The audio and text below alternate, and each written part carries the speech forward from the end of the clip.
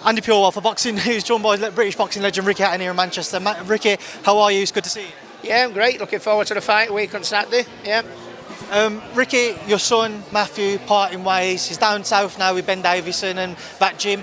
Just talk to me about the dynamics of that. Was it a difficult conversation? Was you involved much? I don't think it was a difficult conversation. It was. I think it was. There was an understanding that maybe just needed a little change. You know what I mean? You know, there's nothing wrong with that. You know, it happens a lot of time in boxing. You know, Matthew's still there for advice for Campbell. You know what I mean? And you know, if I need advice, you know, it's nice to have a brother such as Matthew on the edge of the phone where me and Campbell can phone and involve him. So, but yeah, it's just a nice little change. You know what I mean? He's down south. You know what I mean? He's keeping his head down. He's in a gym full of champions, which you know, which helps. You know what I mean? It's so yeah, I think it was the right move. But no, absolutely. Matthew's right behind him 100%, like the whole family are. To your knowledge, how's he finding things down at the Ben Davison gym? He's loving it, to be honest with you. I mean, he's worked very hard. He's not fought for such a while. He's changed his life.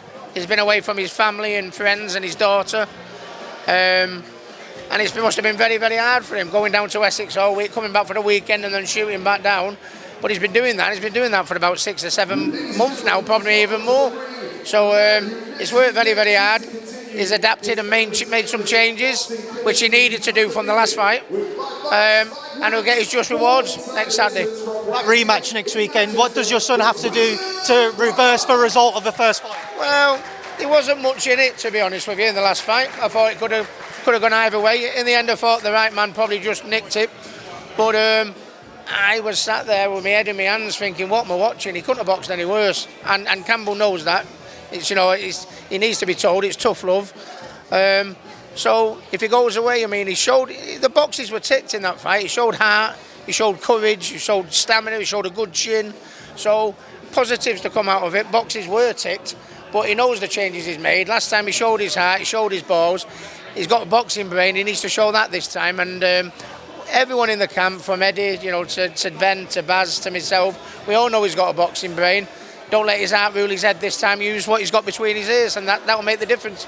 Main event, you've just said hello to Jack Catterall as well. What do you make of his fight with Regis Prograis? Yeah, I think he's a very experienced opponent against him, you know what I mean? But Jack's on the crest of a wave. He's really performing well. I think we all shed a tear when he didn't get that decision for all the belts, you know, not so long ago now. But he got his just rewards, you know what I mean? He's now he's topping the bill at the first time at the Co-op Arena. I mean, I remember when I first topped the bill in there, you know, when the Manchester Arena first opened, and it ended up one of the mecca of British boxing. And I think the Co-op will do the same, and he'll go down in history that Jack Catterall was the first one to top the bill there. But no, he's worked hard. He's, you know, perfect example to Campbell. You know what I mean? Scrubbed himself down, didn't sulk, got back in it, and look where he is now. That's what Campbell's got to show a week on Saturday, what Jack has. Just a couple of fights I want to quickly get your thoughts on, Ricky, before we wrap this up. You mentioned Campbell's benefits of being down south, training with champions. He's training with Anthony Joshua, who recently lost to Daniel Dubois. What did you make of that fight? It's the heavyweight division, you know what I mean? I think the smart money was always on Joshua, but I think everyone knew Daniel was capable of doing that. I don't know, AJ's always been a very casual type of character, and Daniel Dubois had that look in his eye that night that he didn't think he was. It reminded me of me against Costas, who walked into the ring, just nothing was, you know. But you know, AJ will be back. You know what I mean? He's you know Olympic gold medalist, 2 times heavyweight champion. You know, to come back and regain it a 3rd time, you know, it's history book making stuff. You know, so AJ will be back. He's done the country very, very proud over the years, and I've no doubt he will do again. We're expecting to see that rematch next. Do you think it's a smart move to go immediately for that? I hope he gets the rematch. I don't think Daniel Dubois would be too happy. I think Daniel Dubois deserves a shot at Tyson or a shot at Usyk, a rematch with Usyk. I don't think they'd be happy, but I mean we'd certainly see the AJ fighting Dubois again, because I think when you look at styles in the heavyweight division, probably other than Wilder, those 2 style-wise make for the best fight. So, and I know it was over in the blink of an eye last time, but next time I think it could be different, and I think we'll definitely pay to watch that again.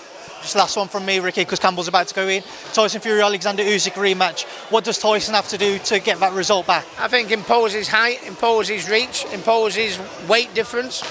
I mean, all the advantages he has, he didn't use last time. When he allowed, you know, the smaller man, it's a good little man, isn't he? He's a good small man. But I think he allowed the smaller man to bully him around the ring. I'd be a bit inclined to hold my feet, hit him hard, use the weight advantage, use the reach advantage, use the height advantage that I don't think he used last time, and just have one voice in the corner. Ricky, thank you. No problem.